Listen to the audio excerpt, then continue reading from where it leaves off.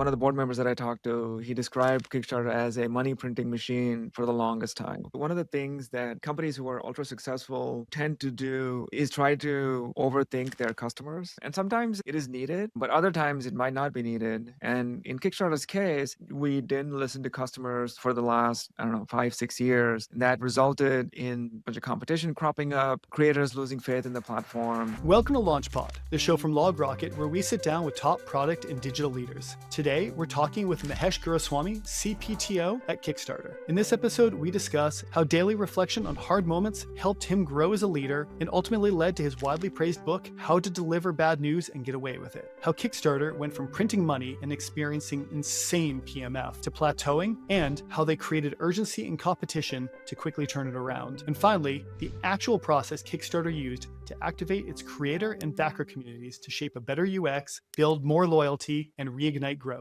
So here's our episode with Mahesh Guruswamy. All right, Mahesh, thanks for joining us today. This is exciting. I'm stoked to have you on. Thanks for coming. Thanks for having me. This is going to be a good one because, now you're at Kickstarter, which a fun story there. But background-wise, you've come up through everything between companies like Smartsheet, through Amazon, Fidelity, incredibly wide breadth. But we get to touch on one that's near and dear to my heart, which is Kickstarter, because I think I've participated in quite a few Kickstarter campaigns myself. The backers are millennials and Gen Xs, so I'm not surprised. And I fall dead on the middle of both. So Kickstarter is a place for creators and people looking to fund things and do interesting things, which is a good fit for you because you have a pretty solid background there in writing and you publish your own book. So maybe let's dive into there a little bit because I'd love to kind of get into like The Sensible Manager, How to Deliver Bad News, all these kind of publications you've gone through, and maybe some of the experience has led you into like why create all that stuff and why focus on that end of it as well. One of the things I kind of stumbled upon early in my career is that lots of people like process things by reflecting on it, maybe taking a moment at the end of the day, thinking about it. I process things by writing about it. Yeah. So this is something that I started doing from a very young age, maybe even when I was like 15 something. A little bit about myself, which will explain what I'm going to say next. Yeah. I'm an introvert by nature. I am not confrontational by nature. If tough things need to be said, I've kind of trained myself to do that over the years. But in general, I'm not a confrontational person. And I'm generally very empathetic in nature, which means that if I have to engage myself in an emotionally draining conversation, it affects me more than any other sort of people who are not wired like that. So one of the things I started doing as a personal habit for myself is whenever I encounter a emotionally draining or tough situation at work, my way of processing that moment was to go back home and then write about it. So I would write down an essay, or not even an essay, maybe sometimes it's just a couple of paragraphs about, okay, I had this conversation with this person and it was emotionally charged in these ways. These are the things I did good and these are the things I did not do well. So as a personal note for myself, I would say, okay, next time this happens, I would do it in this way. And sometimes I do it the right way and I write those down too. And over the years, that sort of became my kind of framework for handling tough situations. Because if there are other introverts out there listening to this, you have to like consciously train yourself to sort of become an extrovert if you need to. So for example, in my role, I go to conferences, I go to events, and I go to dinners where I have to represent Kickstarter. And oftentimes the introvert part of me is like, you know what, I'm just not going to participate in this. But the executive in me is like, okay, I do have to like show up for the brand here, show up for the company here. And I have to like learn to like sort of turn myself into a different version of me. So writing these things down ended up like becoming a teaching tool for myself. And eventually those essays became interesting enough for me to share it with my team who are struggling with similar situations. So I've been writing these essays for the last 10 or 15 years. And a year ago, when I looked at the amount of material I've written, I was like, wow, that's enough here for a book. So I might just do that. There you go. And that turned into How to Deliver Bad News and my favorite part, and Get Away with It. Yes, so there was a lot of debate between me and my publisher, and also like people who read the initial copy of the book, who's like, "This Get Away with It sounds sneaky." And the publisher's point of view was this will grab people's attention, and it did. So it kind of did its job. Yeah. And the Get Away with It, the way I explain it to people is, how do you get away with keeping your sanity? Yeah. Is the way I would explain it. So there's nothing in the book about how to give people negative feedback, but like somehow twist it into a positive feedback or anything like that. Right? It's just, Right. how do you like process these things in a way that does not drive you insane? This is not some convoluted how to trickily deliver something and make people feel good about bad news. It's actually like, how do you have hard conversations, and how do That's you right. kind of have good outcomes and deliver things in a way that is sound from a like, let's make everyone good kind of standpoint. That's right. That's right. That's right. Which is That why I sounds also, way better. yeah, yeah. And I also, which is why I don't believe in the crap sandwich, right? So you give Yeah. positive feedback, you give negative feedback, and then you give positive feedback again. I Yeah. don't believe in Everyone that at sees through all. all that stuff. Yeah. It's fun. I feel like, because you come from an engineering background and moved into product. I come from a marketing background and work very close with our product team now. I Mhm. feel like I'm hyper aware because of that to all the little like delivery mechanisms and stuff where I hear any kind of verbal tool like that. And my first instinct is not, oh, that's nice, they're trying to deliver it nicely. I'm like, God, they're so full of crap. This is I such mean, garbage. that's right. The interesting part for me was I learned that lesson when I had to deliver tough news to customers, Yeah. because customers don't care about the good things happening with your system, right? If your system is not working for them, or if you have delayed the feature that they wanted, you cannot go tell them, "Hey, look at all the cool stuff we have done." Right? Right. They're We looking did do for, this other thing you don't want. We had a guy named Steve Nash on. He's a director of product over at Gum Gum, and Mhm, he talks a lot about this too. About basically at one point, him and a lot of the exec team at the company he was at felt like the CEO who was there was kind of focusing on them and pushing them down kind of a wrong direction. And he mhm, got, I think, voluntold. mhm, He talked about how he navigated that conversation. How was that? Like, be straightforward, be honest, work with evidence. Don't try and get too emotional, but be straightforward and clear and concise, and also talk about solutions. And it was actually great. The company ended up really turning a corner and really hitting kind of exit mhm, velocity, and ended up getting acquired, having a great acquisition. And a lot of it was because him and the rest of the exec team that talked with the CEO, they all kind of got together and realigned around a new direction. And the CEO kind of realized, oh, that's fair. If everyone feels this way and here's all the evidence, it seems like this is a good thing people brought to my attention. that's So right. handling it well can really, really make the difference between coming in and delivering with the, what you call a crap sandwich, and making someone feel a bit like garbage there. So again, back to the title, I do love that there's kind of this thing about, get away with it. I get the point of it, but like, you have some of these moments, I feel like, that kind of fit with this, and your kind of direct, let's just address the point and talk through it Mhm, methodology, where like when you were at Smartsheet, right, and you came in an engineering role, but you were opening up the Boston office, mhm, and mhm, you'd been at Amazon previously, and I mean, everyone knows the level of focus on product there. So great experience on the product side. You basically went to the CPO and said, hey, I think I should run the product team in Boston because you're all the way out west in San Francisco. That in many places could be a very dangerous situation. And that seems like it went well. And I have to think it has something to do with some of these lessons that you've kind of ascertained through self-reflection of how do you have these conversations, because no one ever likes someone coming and going, hey, I think I should actually have part of your team. The thing that helped me with that conversation back then was, I think unlike other big tech companies, Amazon actually is, if you look at the product, the number of product managers in the team, they're very anemic. So they like Yeah. very deliberately choose a small number of product managers for specific areas. So if you look at Alexa as a whole, or back then, I don't know how it is right now, there were very little product managers in general. Mhm. So every area that was run by an engineering leader or a leader, that person was expected to behave like a product manager. So I ran the data insights team and eventually the conversations team, and they had very little product managers. I acted as a product manager for a lot of that work. And the CPO at Smartsheet was ex Amazon. He understood that dynamic. So I went to him and I said, "Hey, I think I can recruit good product managers in the Boston area, and I can sort of build out the product Mhm. side of product like leadership like you want them to." And then he was like totally on board because he sort of like knew how Amazon operated and he had trust in me. I think the key there for me was not to create like a closed ecosystem, like walls around my org, because I would say anybody who has interest in learning more about how my org works or wants to give feedback about how the org works, or we also had dotted line reports for the product managers to the CPO. So if the CPO Yeah. wants to go talk to them directly, then I didn't come in the way or anything like that. So when I came at it from the perspective of I want to do right for the business, and I'm not gonna create any like walled gardens, then everybody was pretty much on board. It seems like generally have any conversation that has even a small chance of being fraught. It's just be aware of like, why are you addressing this? How do you talk to the person? What's the common ground that you all care about? And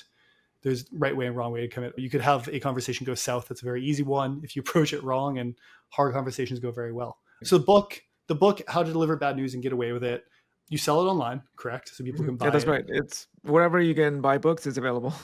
Nice. And then you have the Substack, which, I actually really like. I read through quite a few of it. I do want to dive into that stuff in a second, but I love you kind of took this idea of being a creator and just ran with it and said, you know what, Kickstarter. It's such a seminal piece of that landscape that really opened up a lot of people's ability to do this. Because I think a lot of people might not remember pre-2000, was it 2009 when it really hit the scene? 2009. That's right. If you wanted to do some kind of decent sized project, you had to go find investors, or maybe you just independently had money. But there were a lot of things, albums that came out, pieces of hardware that came out, personal kind of devices, even small t-shirt things. At the time, throughout the 20 teens, I ran a company on the side that ran beer and food festivals. And definitely one or two breweries I knew, they didn't do their whole financing through Kickstarter, but they raised like their last kind of 10% through Kickstarter. And it also builds a great community around the product building, but made so many cool things That's right. really That's right. possible. But, I think the interesting thing is something like that where has just undeniable product market fit and just absurd escape velocity for a while. It often runs into that second act problem where now competition starts to set in, or maybe the market cools just overall. And like, how do you maintain the magic? And that's kind of when you came in, right? You and a bunch of the leadership came in to kind of take it, and how do we look at and take such a magical company and work through the next stage and keep the excitement going and build it up. So that's, I guess, do you want to set the stage about what was going on when you came in? Yeah, yeah, for sure, for sure. I think Kickstarter is not unique from the perspective that oftentimes when you tap into that sort of insane product market fit vein, then you'll see what looks like unlimited or unbounded growth, right? But the reality is every company's growth will follow the S curve, right? At some point it's going to plateau, and at some point you will have to start thinking about new lines of revenue, and that's sort of similar, like what happened to Kickstarter. So they hit the product market fit, and then they kept growing and growing and growing. One of the board members that I talked to, he described Kickstarter as a money printing machine for the longest time, and that was largely true.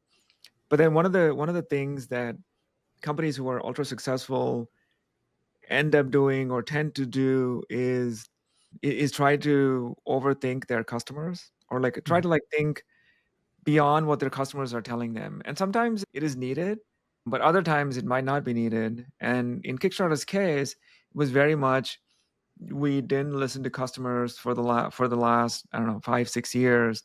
And that resulted in a bunch of competition cropping up, creators losing faith in the platform. You know, I mean, to this day, Kickstarter is the number one crowdfunding company on the planet, By but a lot too, right? by a lot too. But Yeah. when customers start leaving the platform or start to spend some of the dollars elsewhere, then everybody just wakes up, right? Everybody, the board, like, okay, crap, this is not this is not good. So a lot of credit to kind of this turnaround journey we're on goes to Everett Taylor, who's the CEO. So he came on board a few years ago, and he really kind of pushed the org and the executives to listen to customers. Something that I'm like naturally wired to do, because creator economy companies like Kajabi, Smartsheet, all of us were like successful because we listen to customers. But the minute we decided to kind of eat some humble pie, all the notions of superiority that we might have, and go back to the drawing board in terms of just listening to customers and listening to creators and giving them what they need, is helping us right now, and what will help us in the future too. I remember for a long time, for instance, you would finish the campaign, get the money, and then kind of fulfillment and everything like that was just good luck, have at, and created some problems. I mean, I had a lot of fun with a lot of the campaigns helped to fund, but I had one or two where just that kind of after effect was a crap sandwich, if you will. But it seems like that opened up maybe a world of small cottage industries almost to like kind of come at it. Did that open up almost like an entry point for competition to try and come at you guys and take some Oh, of it, or like how did that oh, work? Like where was yeah. the kind of like the bleeding coming from? You hit it on the head. This is sort of goes back to having dogmatic points of views on what Mhm. works for the company and what doesn't. One of the dogmatic points of views the Kickstarter's company had for the longest time is we'll play in the campaign space only. Yeah.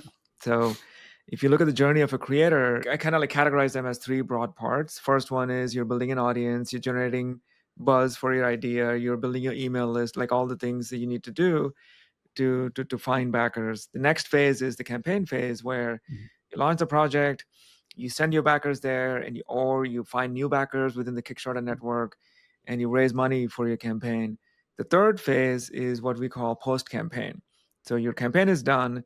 Now you have to collect addresses from backers. Now you have to Mhm. collect their shipping details. You have to collect taxes. You have to get ready for fulfillment. If you're making a video game, you need to get ready for digital downloads, like all the things that they need to do post campaign. Kickstarter for the longest time said we will not play in this space. Yeah. And I think in the beginning, the competition was symbiotic, right? So they Yeah. they came about and said, okay, we're going to fill this gap because you're not doing it.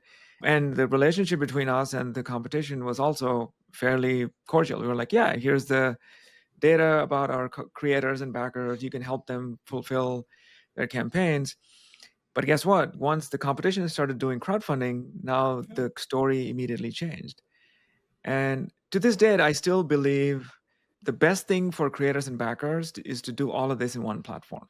Yeah. So, which is why one of the initiatives we've been working on for the last year or so is to build all this in one place, so creators and backers don't have to leave the platform.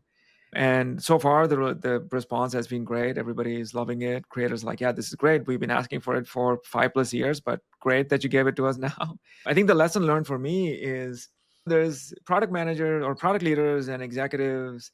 They like doing these like innovator's dilemma or blue ocean type thought exercises, right? And in the beginning, I was also guilty of doing that when I joined Kickstarter. It's like, oh, where is the new growth that we can go pull from? But the reality for Kickstarter was you just had to listen to customers. And Yeah. so they're like yelling and screaming that this is what they want. So we should just give it to them.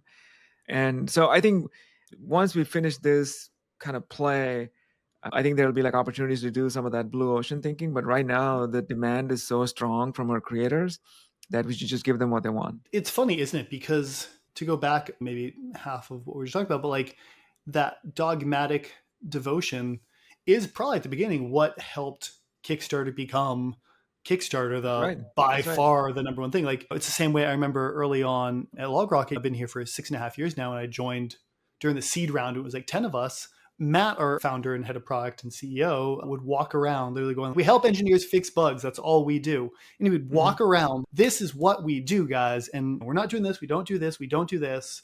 And that was the dogmatic incantation of how we looked at what we did until it really had to be something different. And I think that's the biggest thing with dogma is like it will get you to the next thing because risk to it because you have to be really aware of when is it time to pop your head up and realize we're done with this. We have to do something else. And now we have to be dogmatic about like, now we do this. That's right. That's right.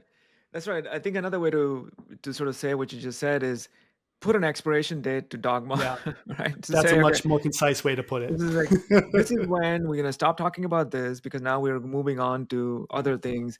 And I think you can see that by or like your customers clamoring to use that thing, or right. are they like trickling down, right? If they're trickling down, then it's like, okay, maybe it's time to go find new pockets of growth. Yeah, it was interesting times where it became like you go from, in our case, session replay, and then you had to have analytics we saw because we saw people were clamoring for it in sales deals, and then moving into how do you show people what to look at, how do you use AI to show them what sessions, and staying ahead of that, I think, has been key in that, right? You can kind of like hold on to your dogma too long. You can midway it and probably kind of keep up with it. The secret sauce is, can you stay that half step, one step ahead, where you're always kind of like not pulling the market, but at the head of what people want, and kind of being the one to, oh, now we got this, now we got this. But I think every company that has ever been successful probably at some point finds that they missed the expiration date to use your thing. And then, but it's a That's matter of right. how do you pick up. And I think, like you said, typically the answer is, let's go listen to customers. So like, That's right. how did you guys approach this now? So you kind of realized you had to do this, you went, and people are screaming for certain things, but you can't give everything at once. Do you talk to creators? Do you talk to funders, the community? How do you kind of look at, and then what do we need to do? What does it actually look like in practice? How do we prioritize it? And do these things work together in any way? Are there any pieces Yeah, that work yeah. together nicely?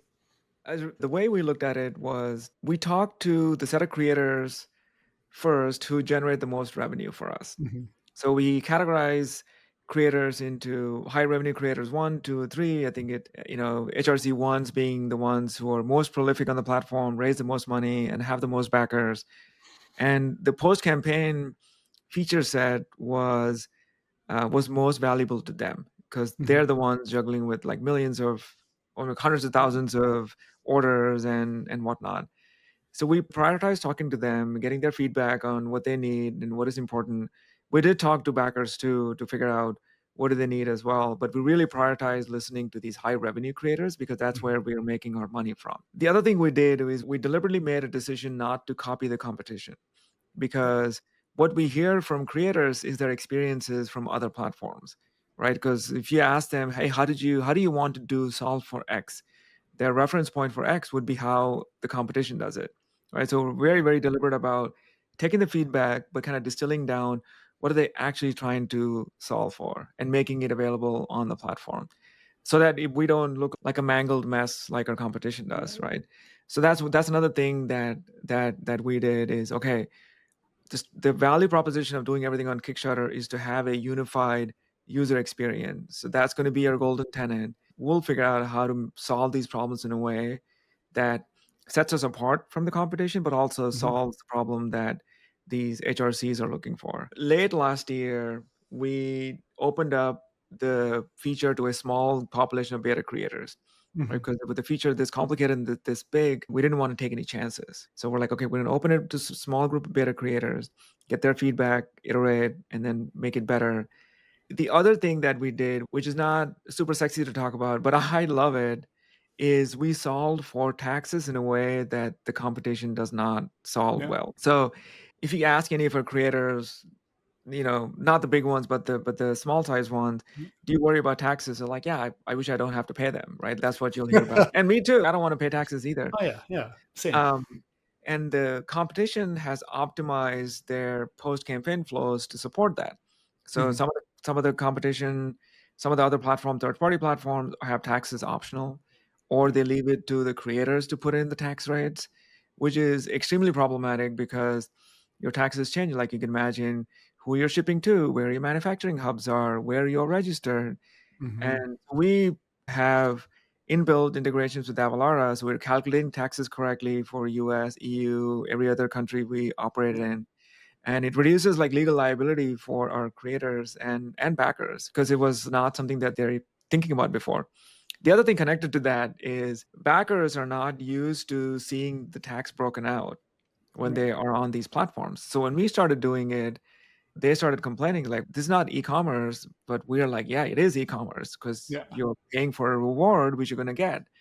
And the good news there is the creators actually jumped in to help us.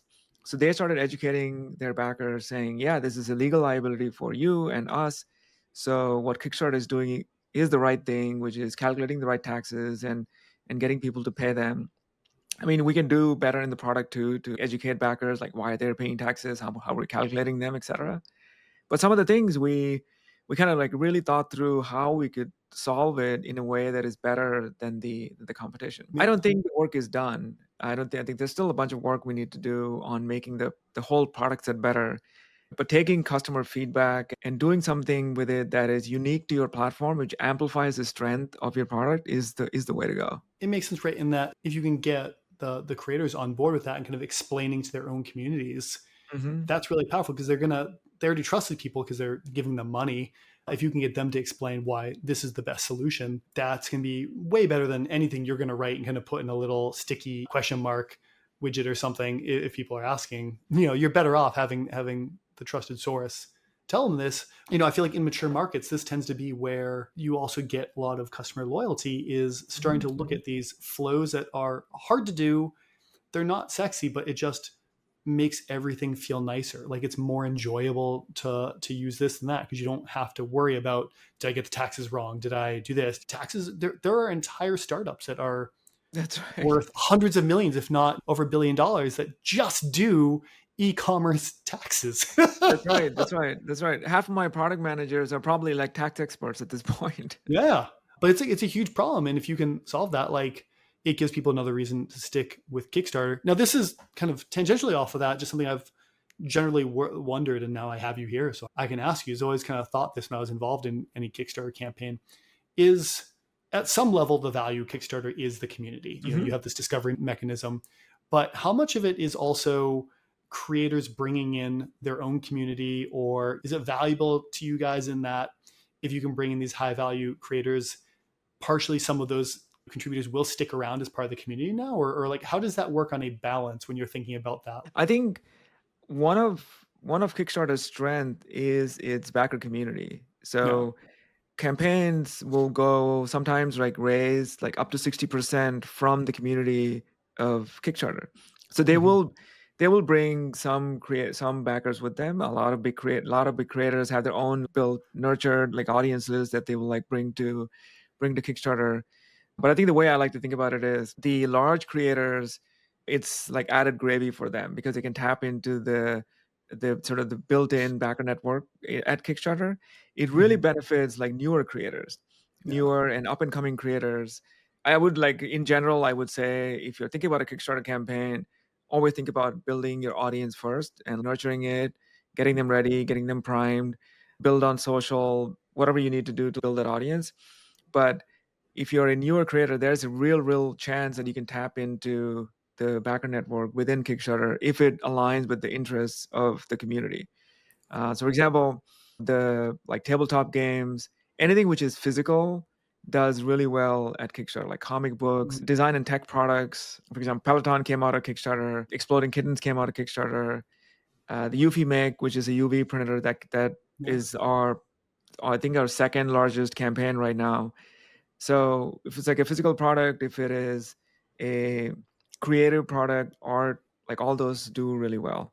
Yeah. But yeah, I would say like the creators raise up to 60%, even more from the network itself. And do those people though that they bring in, do they stick around? Like, is that a kind of growth lever for your side, or do you That find that their audience tends to kind of be fly by night? that yeah, it's a really good question. So there is a population of backers, and I don't have the exact numbers in front of me, which we call Yeah, super that's fair. backers. So once they're in, they tend to like back more and more projects.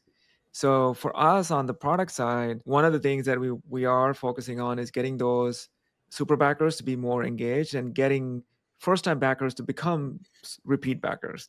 Yeah. So personalizing their experience on the platform, matching their search results to their interests and giving them interesting projects to back after they back their first project. The moment we consider a backer engaged is not actually when they pledge, but when they receive their reward. So Mm, that's when they're actually locked in. They're like activated on the platform. Now they're like, oh, I understand what this company and this product is all about. yeah. Pledging is just the beginning of the journey because you'll come in through an Instagram post, the creator posted, and you're like, okay, I'm going to pledge this. But the minute you get the reward is when they're like locked in. And that's when we try to build these virtuous loops, right? That's when we show them, here's some recommendations that you might want to consider backing. And that's how we try to convert these first time backers into repeat backers. I think a lot of people who are the age who are listening to this is something we all kind of came up through and became huge and very formative years for all of us. And so it's cool to see kind of behind the curtain of what is this thing that we've all given some level of money to at some point, probably That's right. before you guys were solving sales tax problems and everything like that. So we just were throwing cash at people who were going, oh my goodness, what do I do? And how do I send to all these states and countries and not go to jail? There's another issue that you and the executive team kind of addressed when you hit this point, and when you and Everett, or when Everett came in and kind of built up the team, is you kind of had this world where you grew up in almost no competition because you just exploded, and almost anything that would have been competition ended up just being these kind of companies that were really additive and complementary. But at some point that script flipped, and it went from a world where you could kind of move and almost be, I don't want to say be nice because you still want to be nice, but you suddenly had to be really competitive and speed mattered, and you had to add these things because people were trying to move the other way and integrate down into the funding part of it. I feel like, again, your kind of background in the writing you've done and a lot of this thinking fits really well into how do you have these kind of difficult conversations and kind of move organizations along to say, hey guys, now it's time to turn it on, and we got to be a little aggressive. Like every company's in a race, right? And Right. now it's time to put the sprinting shoes on. For good or worse, all executive teams are extremely competitive in nature. Yeah. So, which is the same for Kickstarter too. I don't think when it comes to convincing the broader organization about bringing that level of intensity and urgency, and is it like you said, putting on your running shoes, I think that takes effort and time. Mhm. And the way I approach it is being ultra transparent with my teams or anybody that I talk to, right? I don't mince around where we are from a financial standpoint. I don't hide any of those facts, because I think one of the things that I've seen other companies do is not address the elephant in the room. Yeah. And because their worry is that the team might get disengaged, or people might leave, or whatever might be the case. I don't believe in that at all, because I think I really want people in the team who are willing to solve this problem with me. If this competitive landscape and what we're up against, and running up the hill, if that thing is not for people, then more power to them, right? They can just Yeah. go find some other thing to do. Which is why I'm very transparent with my team about what the realities of the market is, what is the reality of competing with these competitors. And oftentimes these competitors are smaller in nature, Mhm. which means their impact might not be huge to our business, but they move faster because they're smaller Yeah. teams. Their cost structures are different than ours. Like we've been in the business for more than 15, like 16 years now. So we have entrenched cost structures, and R&D teams are inherently the most expensive teams in the company. So your competition might have a team in Eastern Europe, which is Mhm. 50% cheaper than building stuff in the US, right? And all those things are like hard for people to listen to, because they're like, because nobody has had this conversation with Right. them in the past. But I'm not like that at all. I just want my team to understand like what we're up against. And one of the things I realized is, or at least I've observed, is some teams don't tend to respond well to competing with others. So Mhm. in those situations, I kind of reframe my talking points to competing with yourself. Mhm. So if we say, as a team, we can do this in this quarter, can we like beat it next quarter? I would like to believe that anybody who's working for Kickstarter or any tech company in general, or working anywhere in general, wants to become a better version of themselves as they spend time at that place. That's certainly the way I think about my world. The minute I stop growing, I become antsy and I try to find something else to do. Yeah. So that's kind of the culture like I want to build at Kickstarter too. But sometimes it is hard for people to get behind it, right? Because sometimes the people who listen to this message equate what I'm saying to, oh, this executive just wants to become another fat cat, right? So you just get the share price up and make some money off of it, and then live in their like beach house or whatever, right? I mean, Mahesh, you clearly scream fat cat. Yeah, But yeah, right. the Yeah. but the equation for me as a leader is the company's leadership, or the Kickstarter's leadership, the Kickstarter CEO, my boss, and the board have entrusted me with like turning this thing around, right? Yeah. And I think about my legacy quite a bit.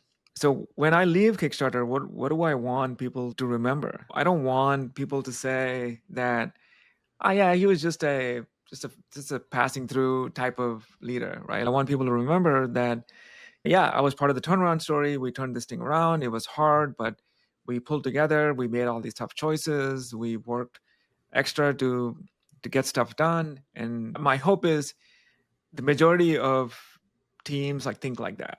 So the Yeah. more to think about, okay, are you leaving a legacy behind, a positive legacy behind? Are you having an impact on the work and on the company and the team you're doing? And this is something that the leaders that I coach, or up and coming leaders that I coach, I talk about it quite a bit, is don't think about your time with this company. You just have to pass through, right? So think about, what do you want the headlines to be after you leave? So think about the impact you can make on the company. I think it's important. You talked about you want people to be on board with. It's going to be maybe a little difficult. We're going to have to move quickly. That's right. One thing I always kind of tell my team is whenever, because even people who want to move fast and have impact and work really hard, sometimes they look at the size of problems and they go, I just don't know what to do. And they get a little deflated. But the team we've collected is really good at is finding what seems to be almost impossible. And let's find a way to not just do it, but do it really, really well and processize it and make it efficient. Only so many people can do that. And if you can do that again and again and again, you build a moat where that's how you build $1 billion company. That's how you build an institution like Kickstarter, is by doing hard things just over and over. Right. And we have this concept called PHUN, PHU with an umlaut N. Okay. And it's the idea of fun is like you go to amusement park or water parks and like that. And it's fun. Everyone knows what fun is. PHUN is it's really not fun while you're doing it. You choose to do it. It's hard. It comes from some friends were ice climbing and it was just freezing rain. It was terrible. And they did it and they got in their car. Like, why do we do this? One of them goes, remember, it's fun. And they're like chittering and chattering. And they go, no, that's not fun. That's PHUN. That was nothing about that was fun. But it stuck with me. Those are the things you look back years and years later and go, I did that, right? In your case, in the turnaround of Kickstarter. That's right. I helped to build LogRocket. During the time, you're nervous and sometimes you feel like you might want to puke once in a while. That means you're trying hard enough, right? That's right. I'd rather be solving hard problems than just thinking about it, right? Exactly. So that's a better use of my time than worrying about what's going on in the market. That's when I get antsy. Is when the pace slows, I start to be like, all right, well, what else we need to be doing? So I always see it as a warning sign, I feel like. That's right. But no, I mean, it was great to have you on, Mahesh. Thank you so much. We had a whole section of your writing that I really wanted to get into about kind of this idea of coming up what you self-describe as average, and clearly you have an above average career track at this point. Something clicked, but I think it's a good thing to go through. And so I guess we'll have to have you back on. Maybe you guys kick out a few more features on Kickstarter. We'll have you back on in a little bit and see how everything's going there. And we can talk about average to extraordinary and finish up. But thank you so much for coming on. This is really, I think, good to talk through how you have conversations that are difficult. How do you look at hard problems and be happy you get to tackle them? And how do you kind of drive that intensity in something as important and longstanding as Kickstarter? So thank you so much for coming on. It was great. Yeah, thanks for having me. It was great.